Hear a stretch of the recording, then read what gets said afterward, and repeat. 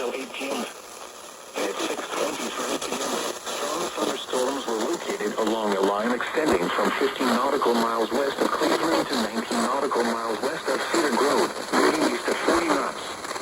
Hazard, wind gusts to 40 knots. Source, radar. In fact, small craft could be damaged and briefly experiencing suddenly higher waves. Strong thunderstorms will remain over mainly open waters.